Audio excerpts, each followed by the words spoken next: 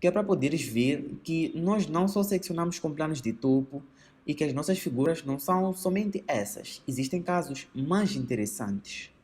Então, deixa só... Então, como dá para ver, temos aqui esse nosso plano vertical. Os processos que nós vamos utilizar para representar a secção produzida neste prisma por este plano vertical são os mesmos. Nós sempre vamos começar por identificar os pontos de interseção entre o nosso plano secante e as arestas do nosso sólido. Nesse caso, na aresta D, o nosso plano deixou um ponto. Aqui, nesta aresta do meio, como dá para ver, nós vamos ter dois pontos. Por quê? Porque aqui temos duas arestas. Temos a aresta A e a aresta A'. Também temos a aresta C e temos a aresta C'. Na aresta A, o nosso plano secante vai deixar o nosso ponto 2, afastamento. E na aresta C, o nosso plano secante vai deixar o nosso ponto 3, afastamento. Continuando, o nosso plano secante interceptou a nossa base.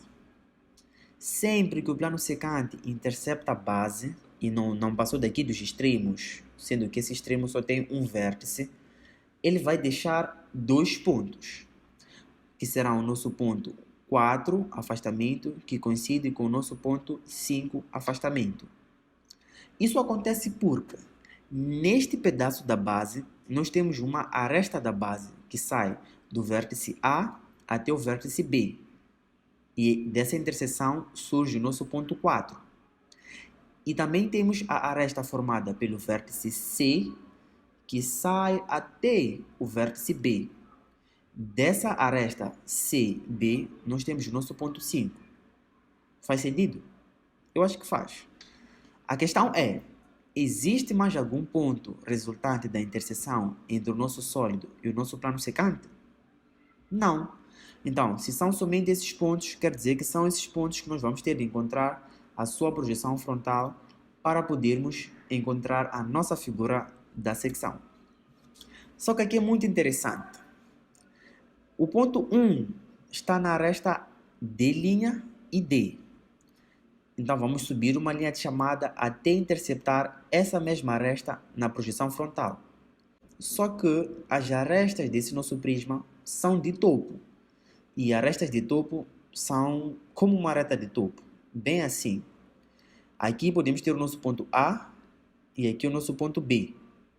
Que na projeção frontal vamos ter A coincidir com B. E a projeção frontal de uma aresta de topo se reduz a um ponto.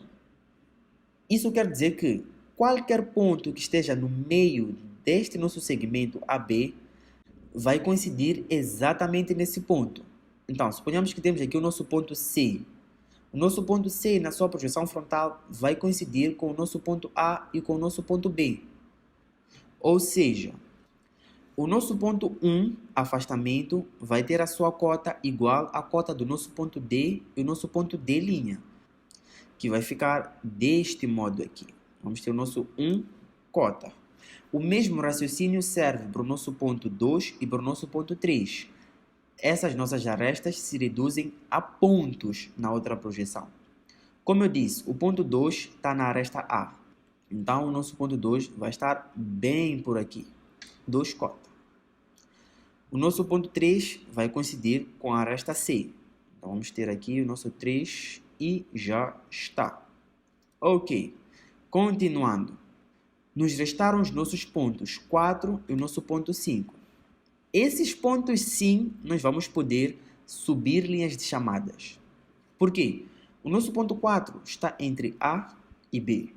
Então, vou pegar uma linha de chamada e vou subir até essa linha de chamada interceptar a aresta A e B. O nosso ponto 5 está entre a minha aresta C e B. Então, vou subir uma linha de chamada até interceptar a aresta C e B. Como os dois pontos estão na mesma linha de chamada, uma única linha de chamada vai me ser útil. Onde essa linha de chamada interceptar as nossas arestas é exatamente onde nós vamos ter os nossos pontos da secção. Como eu disse, o ponto 4 está entre A e B. Então, aqui nós teremos o nosso ponto 4, cota. O nosso ponto 5 está entre C e B. Então, onde essa linha de chamada interceptou a nossa aresta C e B, é onde nós vamos ter o nosso ponto 5. Prontos. A questão é a mesma. Existe mais algum ponto resultante da interseção entre o nosso plano secante e o nosso sólido? Não. Então, como são somente esses pontos, só nos resta unir um com o outro.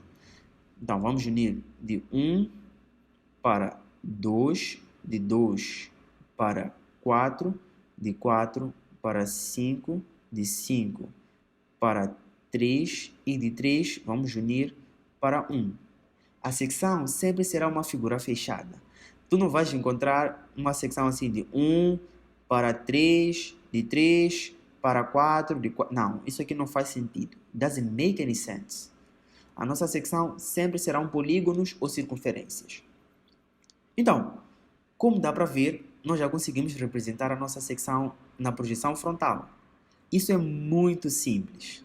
Como nós sempre combinamos, o que nós fazemos na projeção frontal, nós fazemos o equivalente na projeção horizontal, que seria unir de 1 até 5. Esta aqui é a nossa secção. Tão simples quanto isso. Depois voltamos para aquele nosso negócio de estudo da visibilidade, que é para saber qual é a parte visível e qual é a parte invisível. Neste caso, a nossa secção é bem visível na projeção frontal. Então, nós vamos fazer o estudo da visibilidade exatamente desta projeção, onde a nossa secção é bem visível. Nessa projeção, a nossa secção se reduz somente a uma reta. Então, podemos deixar. E a nossa regra é simples. Para fazer o estudo da visibilidade da projeção frontal, nós analisamos a projeção horizontal e olhamos a partir daqui de baixo. Então, olhando daqui de baixo, nós vamos olhar e vamos bater de vista com esta base, ou com esta parte do sólido. Nós vamos olhar e vamos bater a nossa vista de novo com esse pedaço do nosso sólido. Então, quer dizer que enquanto esta parte do nosso sólido estiver presente, nós não vamos ter acesso à nossa secção. Ou seja, para termos acesso à nossa secção, nós vamos ter de remover esta parte do sólido. E se nós removemos esta parte do sólido, quer dizer que nós vamos ter de carregar a outra parte que sobrou. Tão simples quanto isso. Estudar a visibilidade é muito simples. Então, vamos carregar de D para D, de D para 5. Se for já reparar, também sobrou daqui de 2 para A. Repara que eu estou a utilizar a gráfica correta. E realmente este pedaço é a traço contínuo. Mas eu sei que tu já sabes sobre isso. Tu não vais carregar a traço interrompido o que devia estar a traço contínuo. E não vais carregar a traço contínuo o que devia estar a traço interrompido. Pelo menos é o que eu espero. Ok.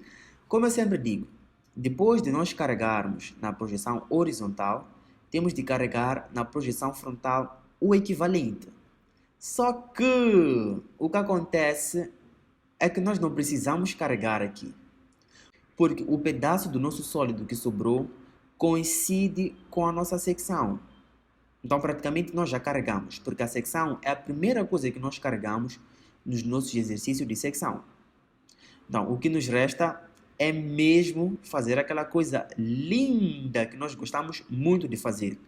Pelo menos eu, não sei tu. Que é tracejar o nosso sólido. Esse exercício, se valesse 6 valores, eu aposto que tu terias 6 sobre 6. Entretanto, antes do vídeo terminar, tem uma coisa que eu quero compartilhar contigo. Esses exercícios, seccionados por planos de topo, por plano vertical e por plano de perfil, existe uma grande probabilidade deles pedirem para tu representares a verdadeira grandeza dessa secção produzida.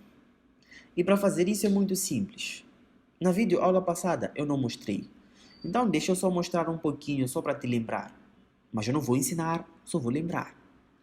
Então, para representar a verdadeira grandeza, nós podemos utilizar a mudança de planos. Para isso, a partir de todos os pontos da nossa secção, nesse caso, os pontos que queremos representar a verdadeira grandeza, nós vamos passar linhas de chamadas perpendiculares em relação ao nosso plano, nesse caso, que coincide com o novo eixo X que nós criamos. Se tu não sabes o que esse eixo X significa, provavelmente tu não assististe às aulas do módulo 2, onde nós falamos de processos geométricos auxiliares. Então, é melhor assistir. Então, nós vamos mudar de plano do nosso ponto 2 e 3, do nosso ponto 4 e 5. Depois, simplesmente, vamos levar o valor de cota do nosso ponto 1, que é daqui até a linha de terra, que vai estar mais ou menos aqui. Vamos levar a cota do ponto 3, que vai estar mais ou menos aqui. A cota do ponto 2, que vai estar mais ou menos aqui. A cota do ponto 4, que vai estar mais ou menos aqui. A cota do ponto 5, que vai estar mais ou menos aqui. Isto é mudança de planos. Eu disse que só vou fazer uma recapitulação porque eu estou a contar que tu já sabes o que está a acontecer aqui.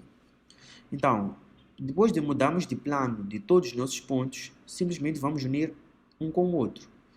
Um para D, para 5, para 2 e para o nosso 1. É basicamente isso. Esta aqui seria a verdadeira grandeza da nossa secção.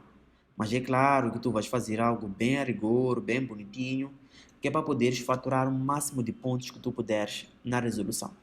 Então é isso. Espero voltar a fazer mais vídeos. E se tudo der certo, isso vai acontecer. Então, tchau!